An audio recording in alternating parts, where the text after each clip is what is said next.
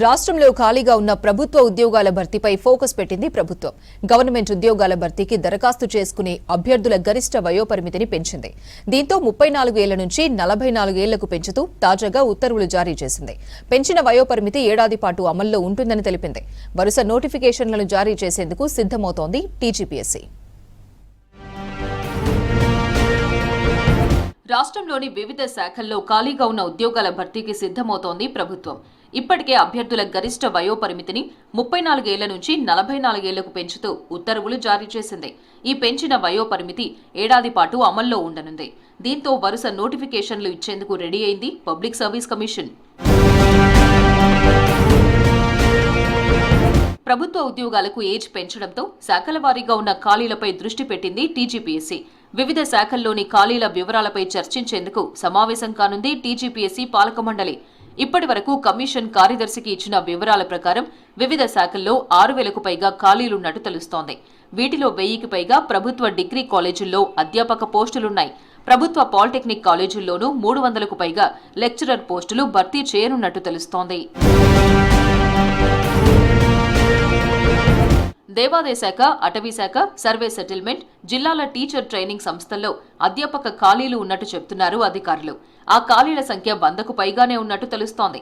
ప్రభుత్వ జూనియర్ కాలేజీల్లో లెక్చరర్ల ఖాళీలతో పాటు పీఈటీల ఖాళీల భర్తీకి నోటిఫికేషన్లు జారీ చేయనున్నారు. ఆర్టీసీలోనూ ఖాళీలను భర్తీ చేయాలని టీజీపీఎస్సీ కమిషన్ కార్యదర్శికి లేఖ రాసింది సంస్థ. మున్సిపల్, అర్బన్ డెవలప్మెంట్ శాఖలోనూ ఖాళీలను భర్తీ చేసే అవకాశం ఉన్నట్టు తెలుస్తోంది.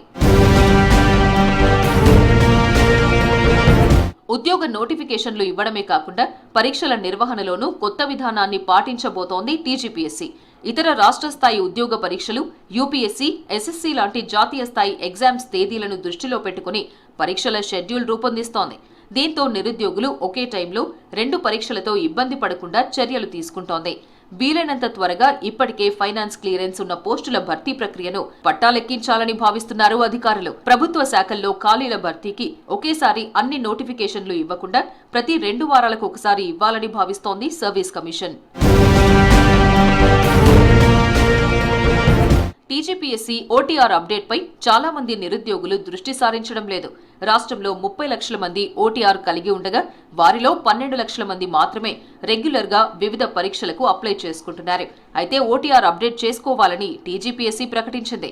కొత్త నోటిఫికేషన్లలో అభ్యర్థులు దరఖాస్తు చేసుకోవాలంటే తప్పనిసరిగా ఓటీఆర్ అప్డేట్ చేసుకోవాల్సి ఉంటుంది. వరుస నోటిఫికేషన్లు వచ్చే అవకాశం ఉండడంతో అభ్యర్థులు తప్పనిసరిగా ఓటీఆర్ అప్డేట్ చేసుకుని ఉండాలని సూచిస్తున్నారు కమిషన్ అధికారులు.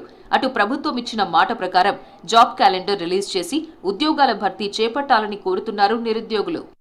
నిరుద్యోగులు చదువులు పక్కన పెట్టి జైల్లో మగ్గి అనేక కేసులు పాలై త్యాగాలు చేస్తే వచ్చిన తెలంగాణలో గతంలో కేసీఆర్ పూర్తిగా ఉద్యోగాలు ఇవ్వకపోవడం వల్ల నిరుద్యోగులను మోసం చేసింది. కాబట్టి నిరుద్యోగులందరూ కలిసి రేవంత్ రెడ్డి ప్రభుత్వాన్ని తీసుకొచ్చే వచ్చినటువంటి ప్రభుత్వం కూడా నిరుద్యోగులకు కనీసం వయోపరిమితిని పెంచేటువంటి పరిస్థితి కూడా లేకపోవడం అత్యంత దుర్మార్గం. నిరుద్యోగుల వయోపరిమితిని 46 సంవత్సరాలకు పెంచాలని ఈ సందర్భంగా మేము ఉస్మానియా యూనివర్సిటీ వేదిక నుంచి డిమాండ్ చేస్తున్నాం. ఉద్యోగ అభ్యర్థుల వయోపరిమితిని 10 ఏళ్లు పెంచుతూ ప్రభుత్వం తీసుకున్న నిర్ణయంతో వేలాది మంది నిరుద్యోగులకు పెద్ద ఊరట దక్కింది. వయోపరిమితిని మరో ఏడాది పాటు పొడిగిస్తూ ప్రభుత్వం ఉత్తర్వులు జారీ చేయడంపై రాష్ట్రంలోని నిరుద్యోగ జేఏసీ అభ్యర్థులు సంతోషం వ్యక్తం చేస్తున్నారు.